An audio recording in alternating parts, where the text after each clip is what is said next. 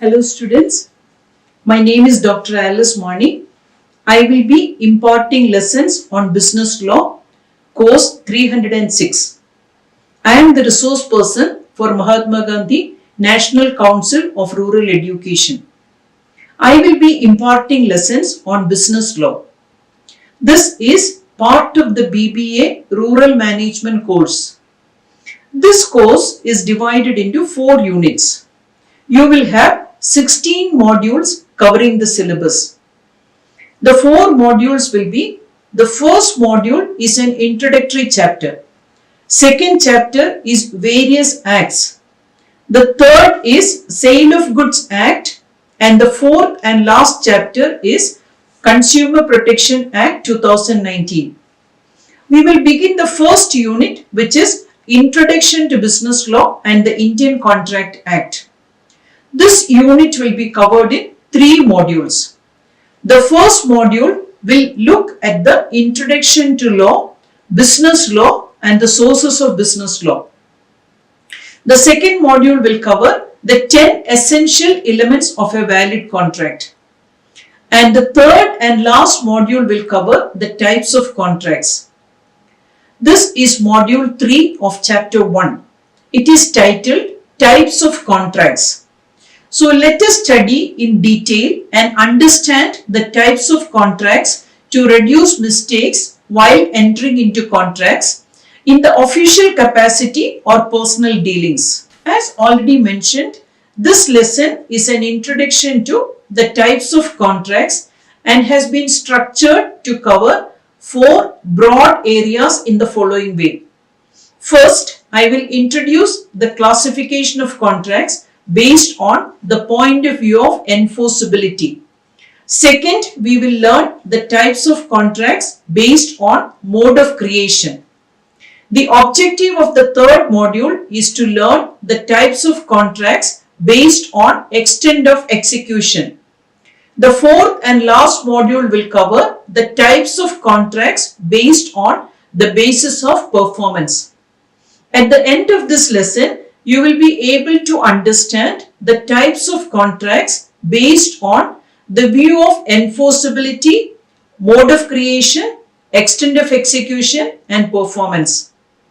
Let us learn the types of contracts. Types of contracts can be divided into 4 categories. First, from the point of view of enforceability. Second, from the point of view of mode of creation. Third, from the extent of execution. And fourth, from the point of view of performance. Let us learn these topics in details. From the point of view of enforceability, contracts can be subdivided into 5.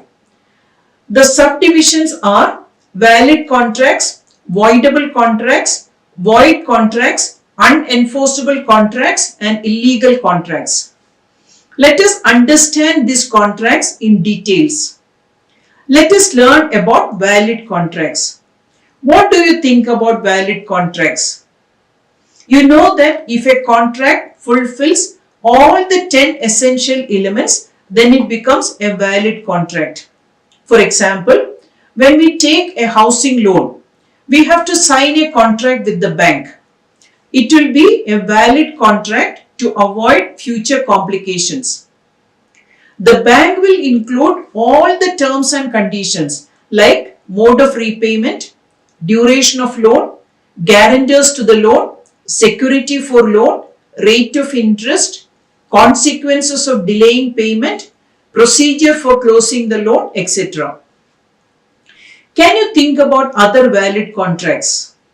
I am sure you can remember some. Examples: insurance contracts, health insurance contracts, purchase of assets, immovable property, employment contracts, purchase of vehicles, etc. The second subdivision is voidable contracts. Do you know what it is? A voidable contract is one which is enforceable by law at the option of one of the parties to the contract. This happens when the consent of one party is obtained by fraud, misrepresentation, or any fraudulent means.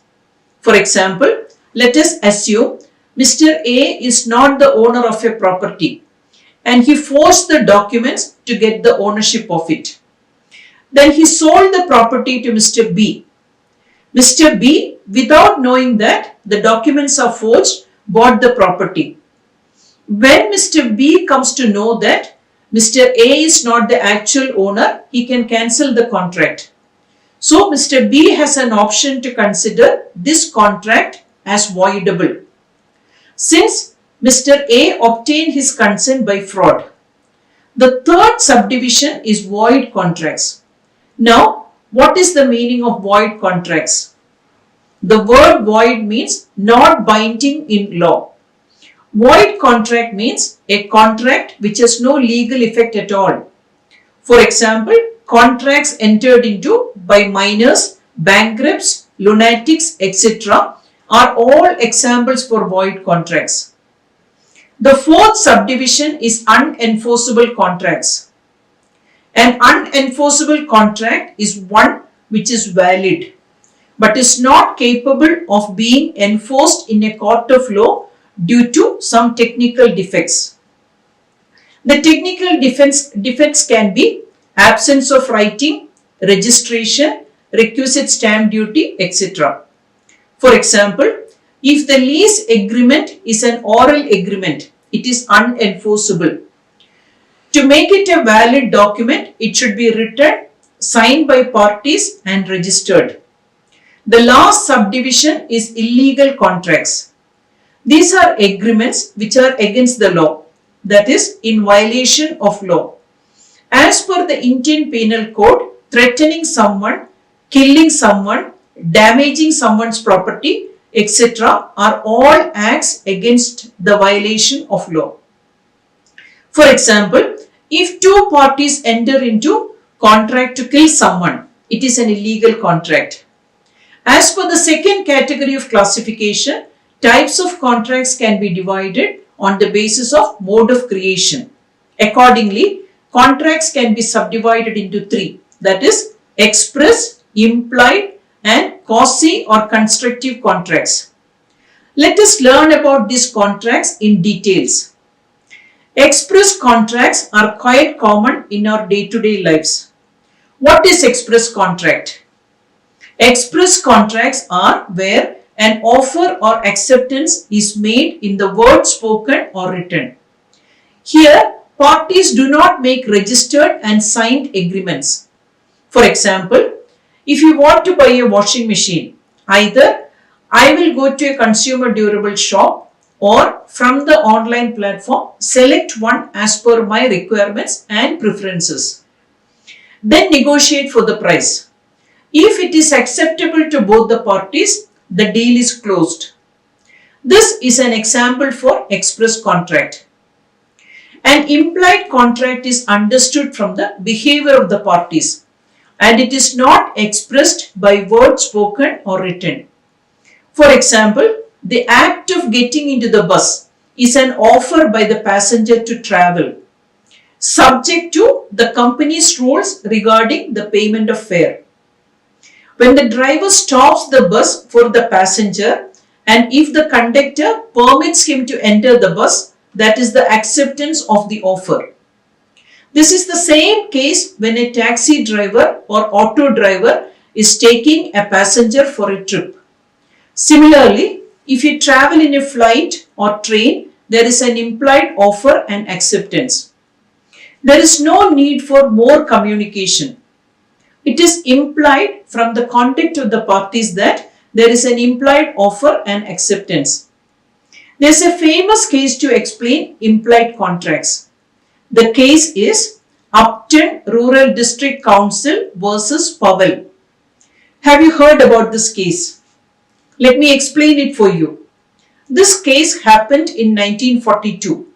In this case, a fire broke out in defendant Mr. Powell's farm.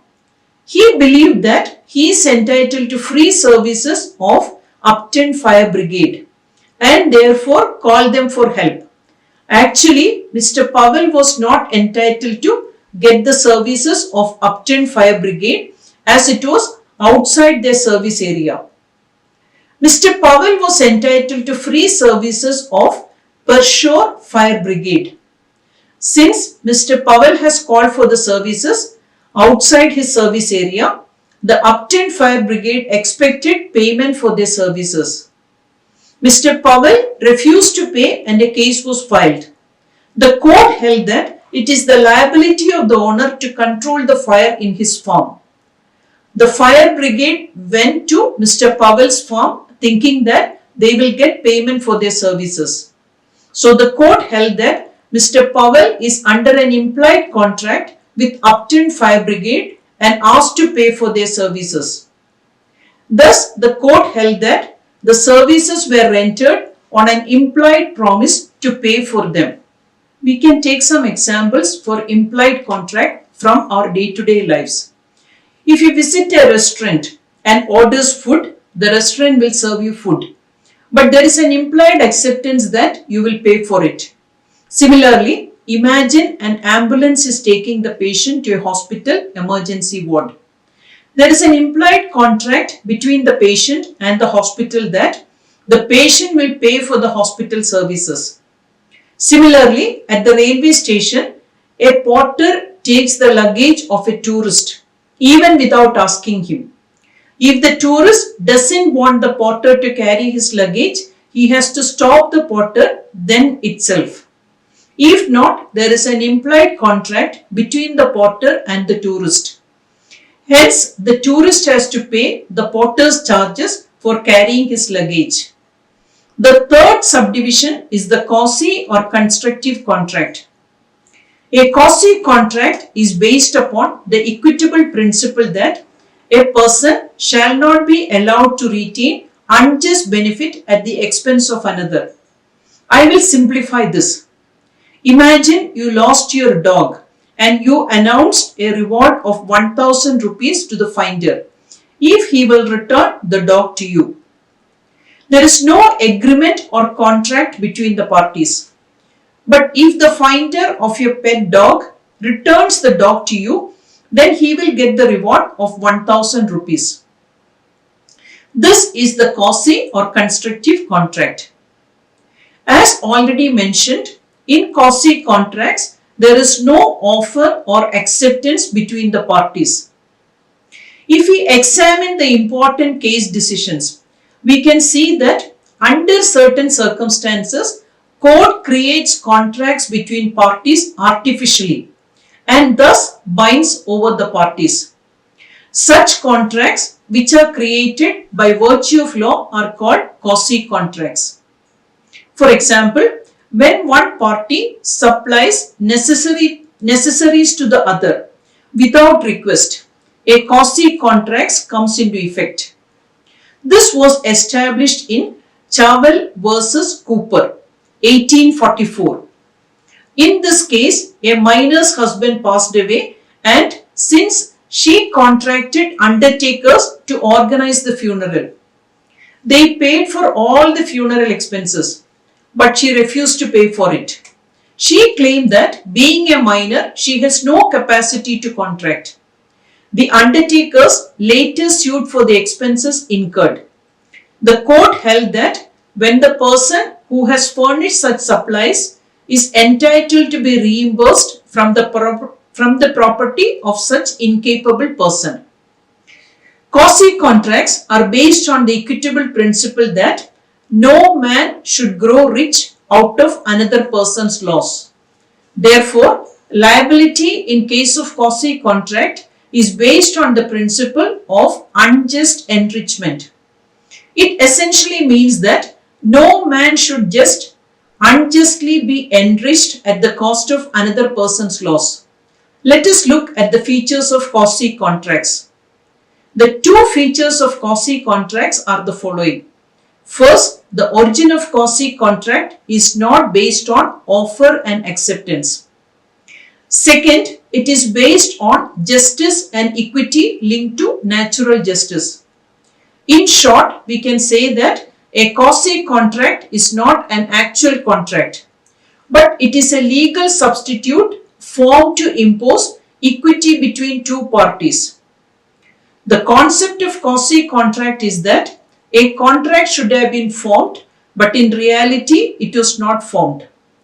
Thus, a quasi-contract is used when a court finds it appropriate to create an obligation upon a non-contracting party to avoid injustice and to ensure fairness.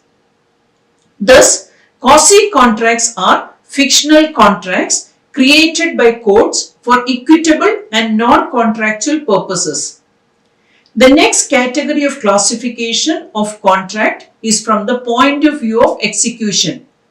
On this basis, contracts are subdivided into two, that are executed and executory contracts.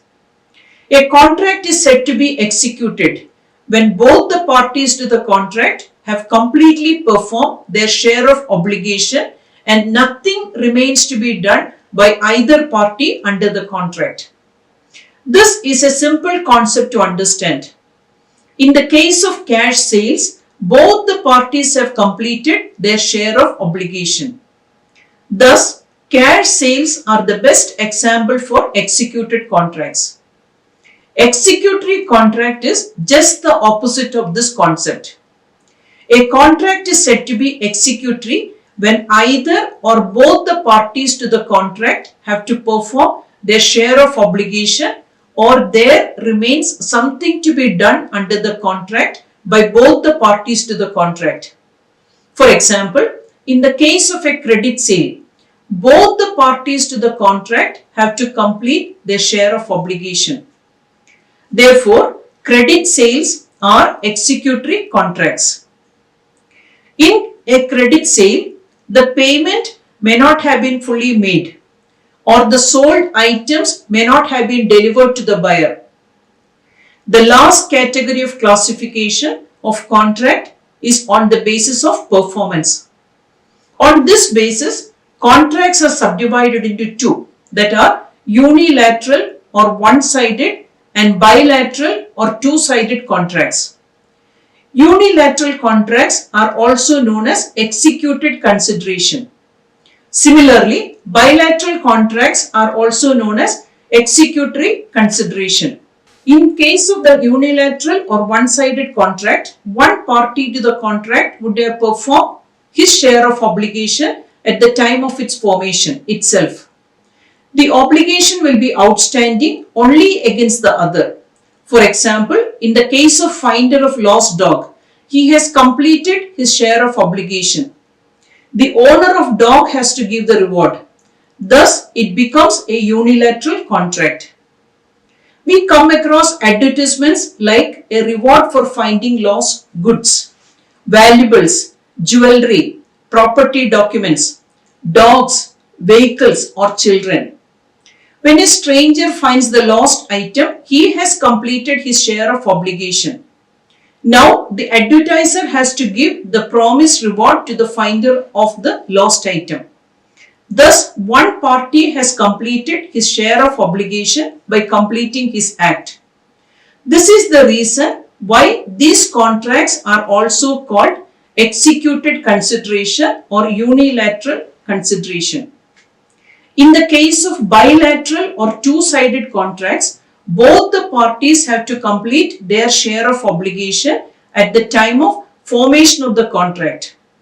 For example, Mr. A enters into a contract with Mr. B to paint his house. Mr. B agrees to paint the house after 3 months due to COVID-19 pandemic. In this case, both the parties have to complete their share of obligation at the time of formation of the contract. Mr. B will paint the house after 3 months. Mr. A will then pay the charges after completing the painting work. Thus, it is a two-sided or bilateral contract. In bilateral contracts, both the parties have to complete their share of obligation. Then only the contract will be completed. That is the reason these types of contracts are also called as executory consideration or bilateral consideration. Our learning wouldn't be complete if we don't assess what we have learned. So, here is an activity for you. Make a collage or poster from magazine photos for demonstrating your understanding of types of contracts. Now that we have reached the end of this lesson, I hope that you have learned the types of contracts and its subdivisions. Hope you got a good insight on the topics we discussed in this module. To conclude this third module, which we have learned types of contracts, I want to remind you that this is the last module of Chapter 1. Chapter 1 is titled The Introduction to Business Law and the Indian Contract Act. You remember that in the first module we covered what is law, what is business law, and what is sources of business law. In the second module, we learned about the Indian Contract Act 1872. We learned the features of Indian Contract Act and the 10 essential elements to make it a valid contract. This was the third module. There we covered the types of contracts. We know that types of contracts are divided into 4 broad categories, and that subdivisions also we have learned. With this, we have completed the first chapter, that is Introduction to Business Law and Indian Contract Act. This is what I want to tell you about the conclusion. Until we meet again, bye from me. Thank you.